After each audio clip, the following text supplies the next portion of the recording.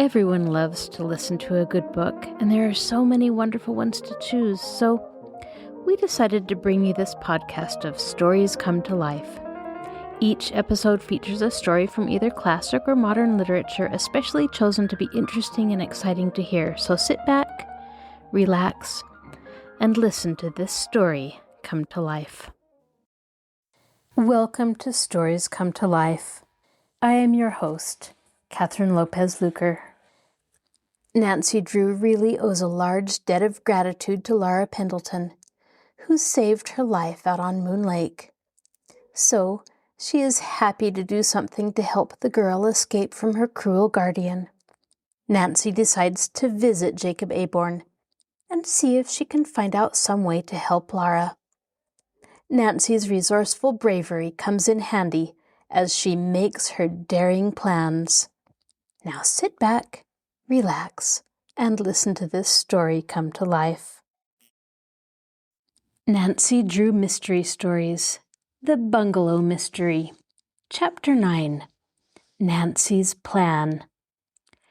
At breakfast the following morning, Nancy Drew was gratified to observe that Laura Pendleton appeared happier and less nervous than on the night before. A little color had crept into her thin cheeks, and in the bright gown which Nancy had loaned her, she looked like a different girl. "Did you sleep well?" Nancy inquired as the two sat down at the breakfast table. "Much better than I have for the past week. I guess I can't help worrying about things." "You have a great deal to trouble you, Laura," Nancy said quietly, after Hannah had deposited a plate of waffles before the girls and had returned to the kitchen. "I've been thinking about what you told me last night, trying to find a way to help you. I was overwrought, Nancy. I shouldn't have inflicted my trouble upon you." "Laura, don't you understand that you're not inflicting anything upon me?" Nancy questioned gently. "I owe you a debt greater than I can pay. You're welcome to remain here as long as you will, and I believe I know of a way to help you. You haven't changed your mind about going back to live with your guardian?" "Oh, no. I will not go back unless I'm forced to it." "Good. Then I'll tell you of my plan. I am anxious to talk with your guardian again. You write a letter to him, and I'll deliver it. That will give me my chance." "Aren't you afraid to go near him?" Nancy shook her head. "He may harm you." "He wouldn't dare." "Oh, you don't know that man, Nancy. If he thinks you helped me escape, he may do anything." "He'll not learn anything from me, Laura. And by talking with him, I may learn something important. Will you write the note?" "Yes, if you're determined to go through with it." "It's the only way I know of meeting him again, Laura." "But the risk." "I don't believe I'll be in any real danger." "Jacob Aborn's cottage is located in an isolated spot, Nancy. If anything should happen to you, there would be no one to help you." "I'll be cautious." "There's another reason I hate to have you go," Laura added with a troubled frown. "I'm afraid my guardian will find out where I'm staying. Then he'll come after me." "I'll take care that Mr. Aborn doesn't learn you're staying with me."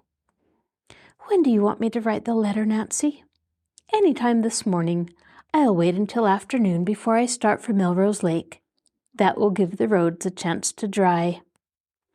The two girls finished their breakfast and then went to the study, where Nancy helped Laura compose the letter to Jacob Aborn. "What shall I say?" Laura questioned. "Tell him that you refuse to accept him as your guardian," Nancy dictated, "and that you will not return until you have a court order. Oh yes, it may be well to add that you've placed the matter in the hands of a lawyer. That's really the truth, because I know Father will take your case just as soon as he gets back from St. Louis. Jacob Aborn will just go wild when he gets this letter." "Let him. I'm curious to see how he will react." "How about the jewels I brought with me? Shall I put them in the safe now?" "Yes, we'll do it right away.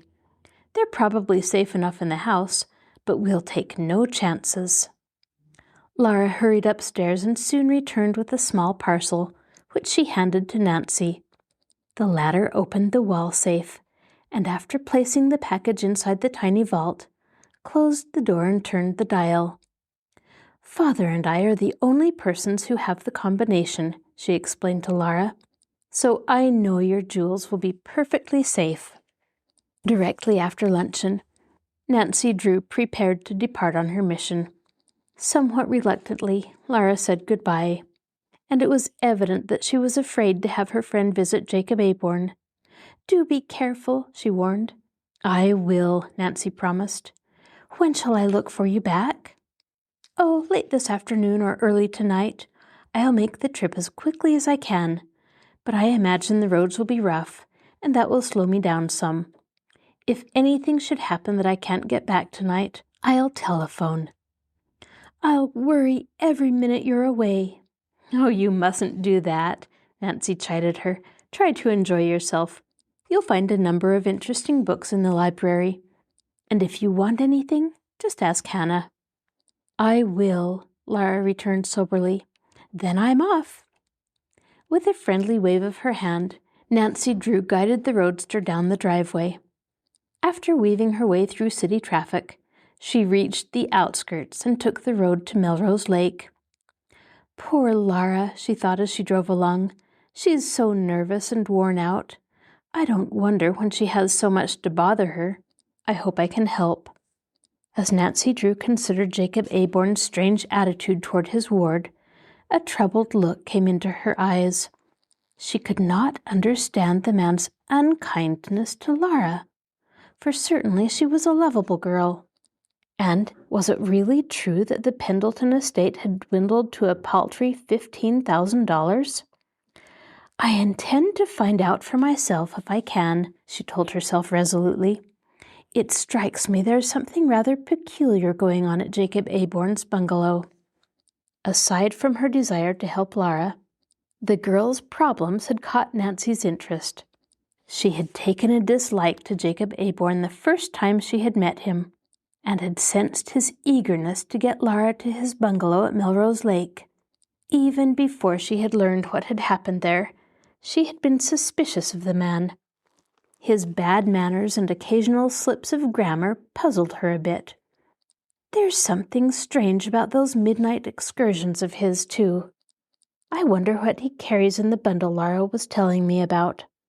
In spite of her eagerness to reach the bungalow, Nancy Drew was forced to travel slowly, for although the road was practically dry, it was extremely rough. She jounced about uncomfortably in the seat. After a time, she came to the Melrose Lake detour. As she turned down the narrow, winding road, she found it necessary to go even more slowly. Few automobiles had passed over the road, and it was in worse condition than the one she had just left. In places where a canopy of trees prevented the rays of the sun from striking, the ground was still wet. "At least I won't need to worry about getting the car splashed," Nancy chuckled. The blue roadster was blue in name only, for the mud of the day before still clung to it. There had been no time between trips to have it washed. Presently, Nancy approached the spot where the pine tree had fallen, and to her satisfaction, she saw that it had been pulled to one side, so that the road was no longer obstructed. Now, as she drew near the turnoff, which she must take in order to reach the Aborn bungalow, she drove more slowly, lest she inadvertently miss it.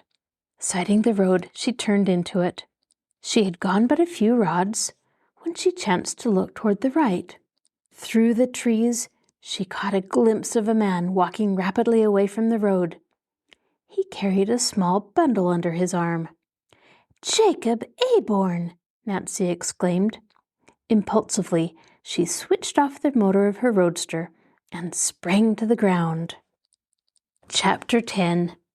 The Mysterious Bungalow. Abandoning her automobile, Nancy Drew hurried across the road and without an instant's hesitation plunged into the thicket, where she had just caught a fleeting glimpse of a man she believed to be Jacob Aborn. She had acted upon the impulse of the moment, and had not stopped to consider what might be the outcome of her daring. Fortunately, the man had failed to note the approach of Nancy's roadster, and was unaware that he was being followed. Without turning his head or looking back, he trudged down a path which led deeper into the forest. Although Nancy was unable to see the man's face, she recalled the peculiar stoop of his shoulders and his manner of walking.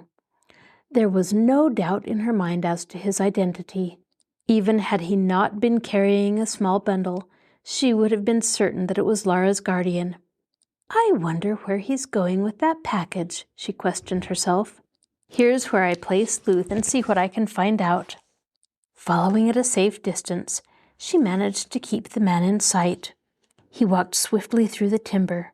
Once, however, as a stick crackled under Nancy's feet, he turned and looked back. Only by ducking behind a bush did Nancy save herself from detection. Jacob Aborn listened intently for a moment, and then, muttering to himself, continued through the forest. "I'd better be more careful if I don't want to get caught," Nancy warned herself. After that, she trailed Jacob Aborn more cautiously, keeping farther back. Where was the man going? Certainly not to his bungalow on the lake, for Laura had told her that it was in the opposite direction. Presently, Nancy saw him disappear behind a clump of bushes.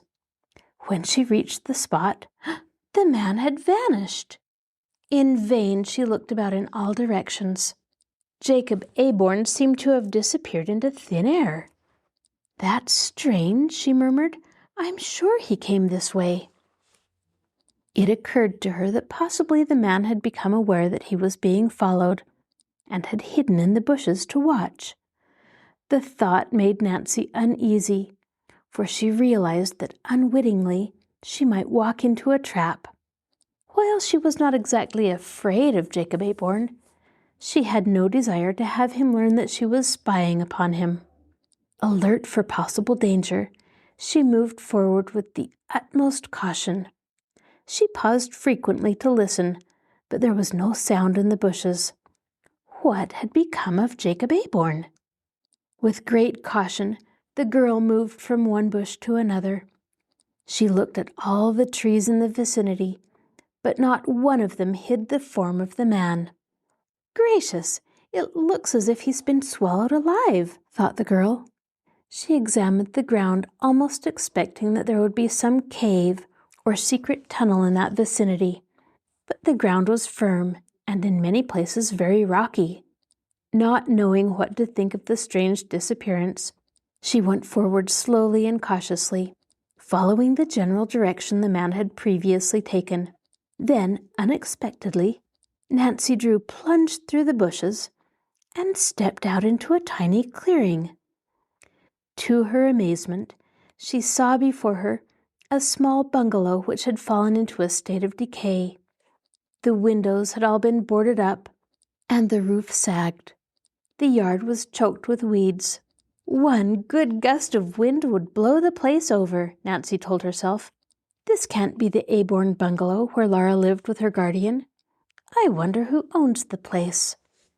She stood in the shadow of the trees, curiously surveying the structure. A suspicion began to creep into her mind. Was it possible that Jacob Aborn had entered the building?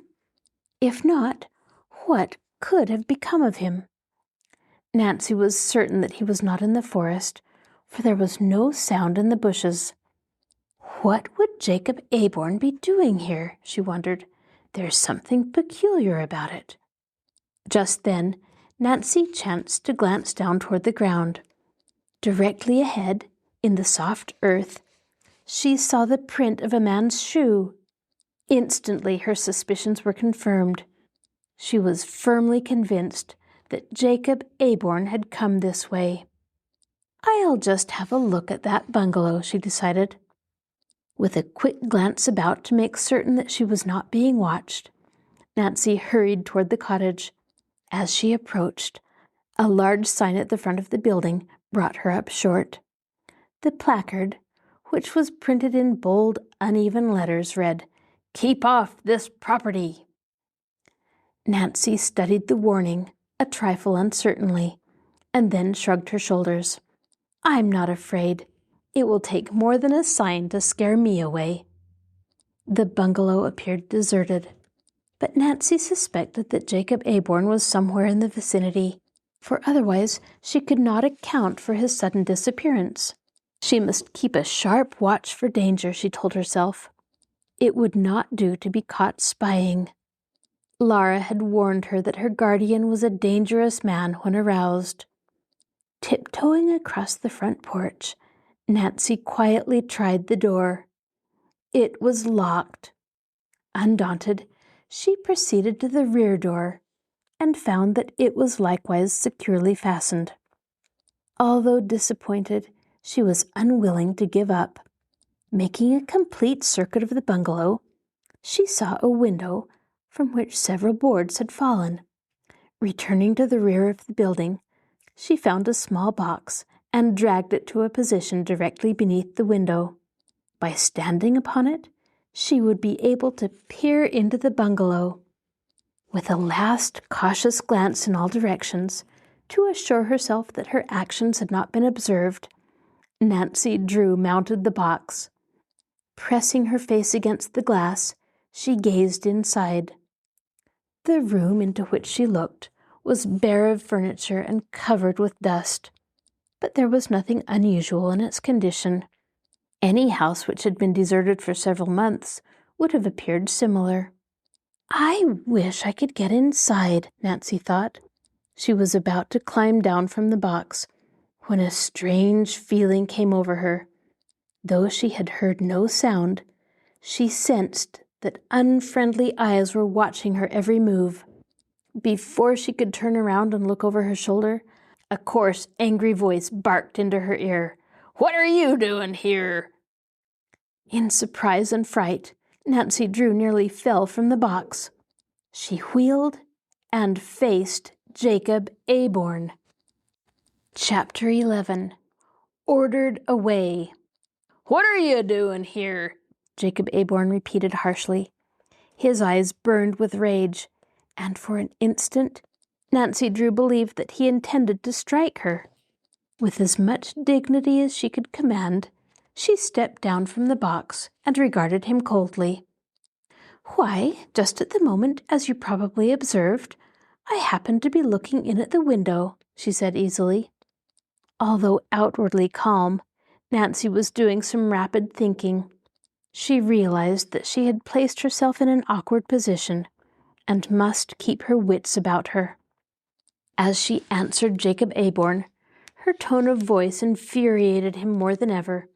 He came a step nearer, his eyes blazing. "What right have you to be looking into other people's houses?" "I was merely curious," Nancy replied. "I didn't know the bungalow was inhabited." "Who says it is?" Mr. Aborn demanded. Nancy thought that an expression of alarm had come over his face. "Get away from here! This is private property." "Your property?" Nancy inquired. "It's none of your business whose property it is. You have no right here. Can't you read signs?" "It seems to me I did see one at the front of the bungalow." "Then if you know what's good for you, get away from here." As Nancy made no move to depart, Jacob Aborn became more abusive. "Get away from this bungalow, I tell you. I want no sneak thieves around." "Now, just a minute, Mr. Aborn."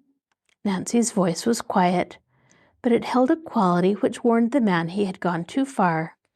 "I'll not permit you to call me a sneak thief. When you get through ranting around, I'll tell you why I came." "Huh, it's probably a trumped-up story." "I thought you might be interested to learn what became of your ward, Laura Pendleton. But since you don't wish—" She turned as though to move away, although she had no intention of doing so.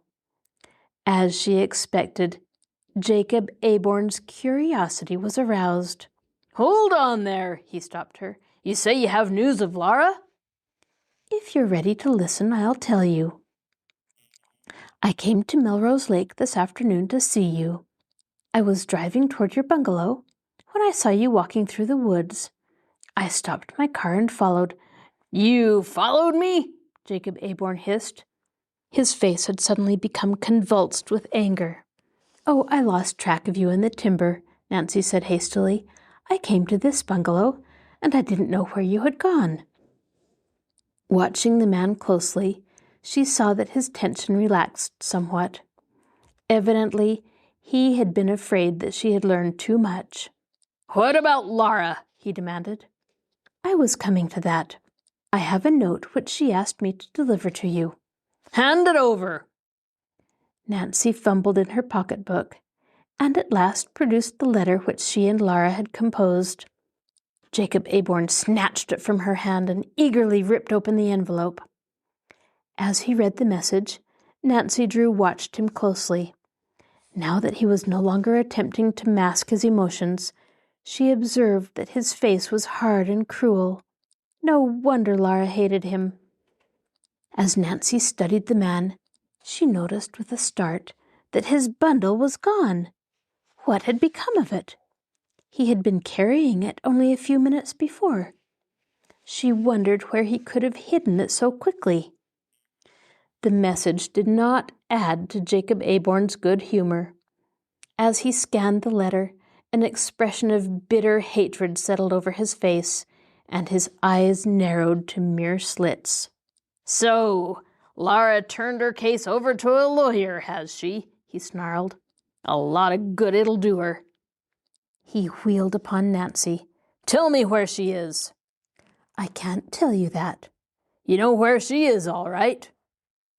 "Perhaps I do and perhaps I don't." "You induced her to run away," the man snarled. "I did not. Laura ran away of her own accord. She said you were unkind to her." "Bah! Laura is ungrateful. I'm doing all I can for her because of my friendship with her mother. This is the way she repays me?" Nancy made no response, and Jacob Aborn continued angrily. "That's what I get for taking in a poverty-stricken orphan. You say she told you I didn't treat her kindly?" "Yes, she did." "She told you a lie. I've treated her like my own child. I've given her everything. Now I'll tell you something about that ward of mine." A crafty light came into Jacob Aborn's eyes. "At times she's a wee bit unbalanced. Thinks folks don't treat her right."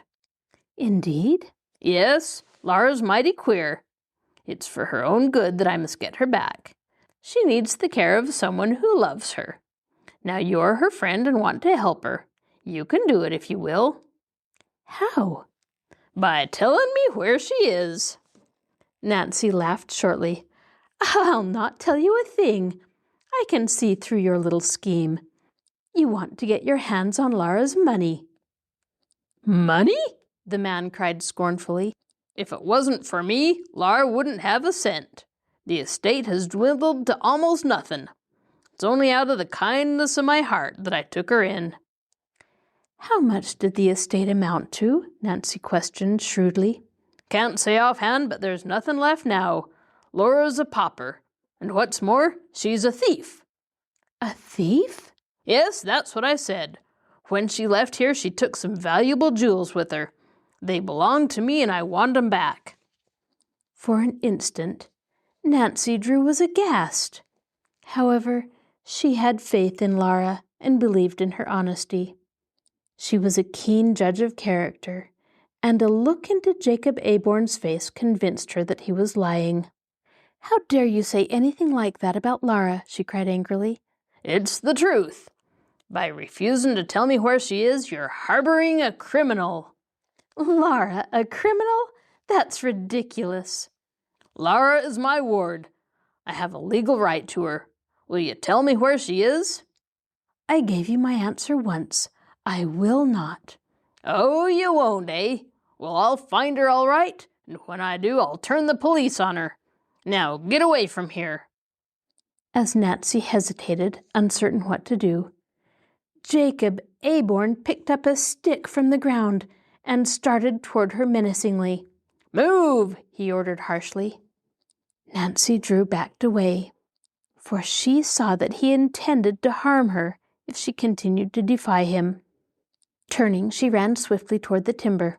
"Hey, come back here!" exclaimed Jacob Aborn. "Come back! I want to talk to you." Nancy paused in her flight. "What do you want now?" "Perhaps we can come to terms." "What kind of terms?" "I might make it worth your while to tell me all about Laura," the man said ingratiatingly. "Oh, indeed. If that's the sort of person you are, Mr. Aborn, you'll get nothing out of me," returned Nancy indignantly. "Then you clear out, and clear out quick," roared the irate man, and took several steps toward her, flourishing his stick menacingly.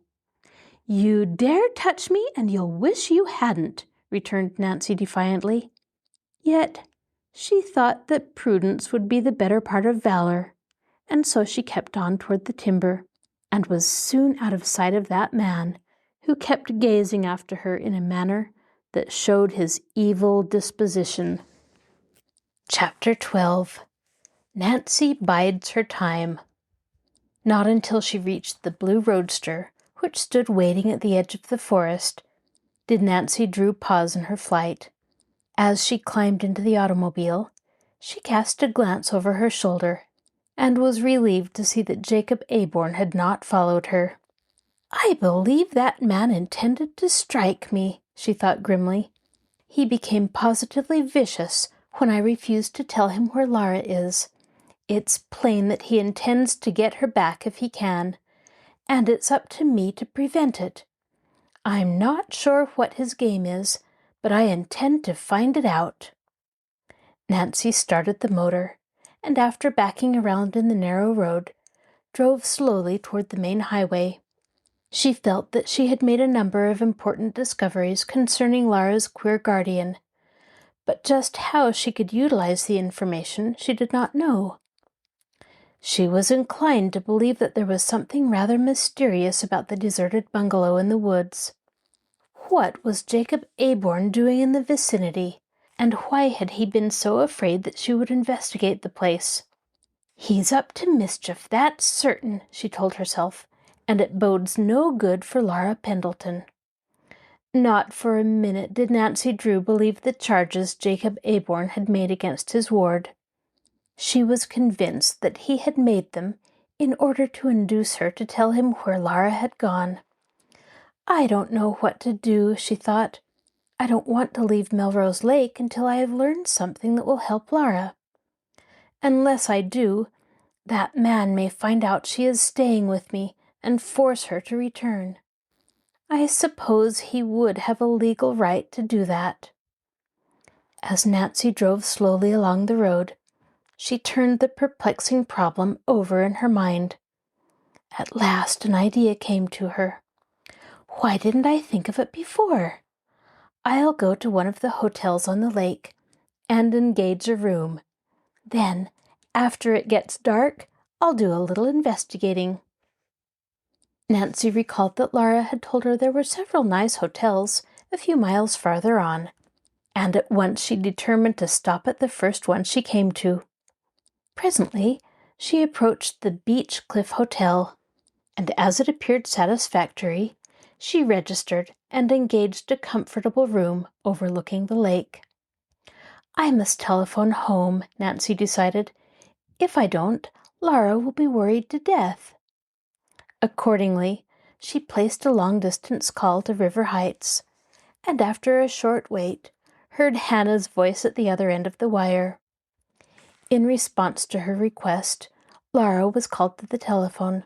Nancy explained quickly where she was, and that she intended to investigate Jacob Aborn's cottage as soon as it grew dark. There was a pause, and then Laura's anxious voice reached her. "Oh, Nancy, I'm afraid to have you try that." "I'm sure I've struck a clue, Laura, and it would be foolish of me to come home without investigating." "Do be careful." "I will," Nancy promised. "Has Father come back from St. Louis yet?" "No, he hasn't returned." Nancy was disappointed, for she had wished to ask his advice. "Then I guess that's all," she told Laura. "When will you get back to River Heights?"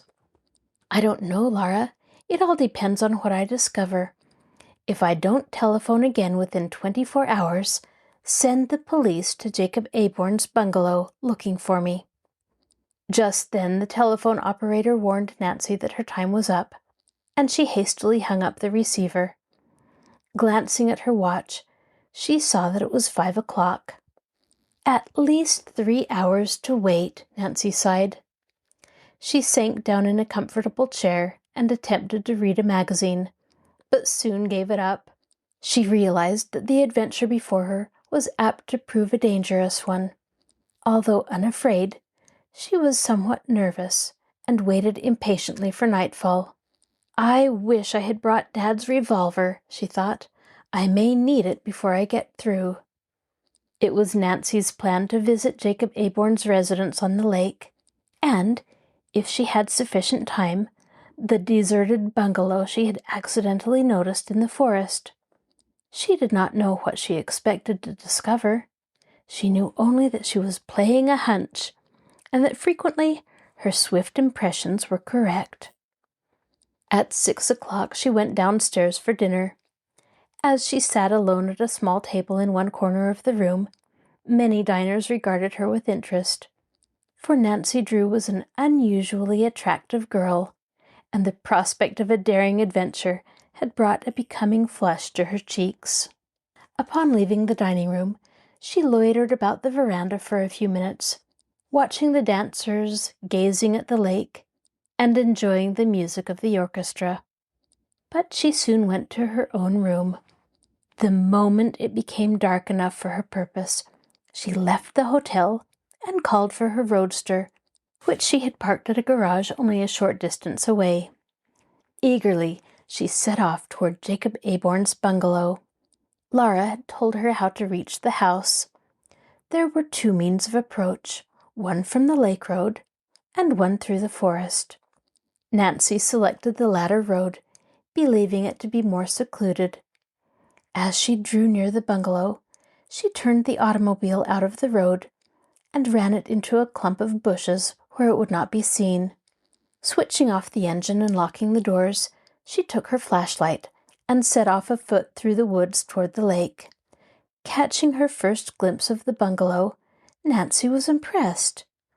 "What a beautiful summer home," she thought. "If only Jacob Aborn were different, how happy Laura might have been here." Continuing through the woods, Nancy cautiously approached the house from the rear. Pausing in the shadow of the trees, she hesitated uncertainly. "If Jacob Aborn catches me here, there's no telling what he'd do to me," she thought uneasily. The windows of the bungalow were dark. That suited Nancy's purpose, for she had no intention of attempting to enter the home if Jacob Aborn were at home. Although courageous, she was not foolhardy. Now that she had reached the bungalow, Nancy asked herself what course she should follow. She comprehended the risk she must take if she entered the house. Should Jacob Aborn catch her in the act, he would probably cause her arrest. Would it be wise to take the chance? "I'll try it anyway," she decided resolutely. "I must help Laura." With a quick glance about to make sure that there was no one in the vicinity to observe her actions, she darted across the clearing and came to the side door. Gently turning the handle, she found the door locked. "I'll get in through a window," she thought. An investigation of several windows on the ground floor revealed that they too were securely fastened. Nancy was troubled until she recalled that Laura had told her she had left the window of her room unfastened. From her description, Nancy thought she could locate the room and effect an entrance. After a complete tour of the house, she paused below a window, which she believed must be the one Laura had mentioned. Glancing up, she noticed a rose trellis which reached from the ground floor to the second floor. Making a critical examination, she decided that it would be strong enough to bear her weight. As quietly as possible, she climbed the trellis. The fragile structure wobbled and creaked, but did not give way. Slightly out of breath, Nancy reached the window ledge. Trying the window, she found to her delight that it could be raised easily. She crawled through and switched on her flashlight. She knew at once that she was in Laura's room, for in her flight, the girl had left nearly all of her possessions behind. However, there was no time to look around, for as Nancy tiptoed across the room, she was startled to hear a peculiar noise. Halting abruptly, she listened. To her ears came the unmistakable sound of a heavy footstep on the stairway. Someone was coming! Nancy feared that she was trapped. There was not sufficient time for her to climb through the window and descend the trellis. Was it possible that Jacob Aborn was in the house after all? The darkened windows had led her to believe that he was away, and in climbing up the trellis, she had not been as quiet as she might have been. Perhaps he was coming to find out the cause of the noise. The thought struck her with terror. Desperately, she looked around for a hiding place. She saw a closet and darted toward it. Scarcely had she stepped inside and closed the door when she heard the footsteps coming toward Laura's room. Frantically, Nancy Drew switched off her flashlight and crouched in a far corner behind a mass of dresses. Scarcely daring to breathe, she waited. This is your host, Kathryn Lopez Luker. Thank you for joining us for this episode of Stories Come to Life. Be sure to join us next time when we continue to listen to the Bungalow mystery. You can find a link to our podcast on the Marshall Public Library webpage, www.marshallpl.org. I'll talk to you again soon.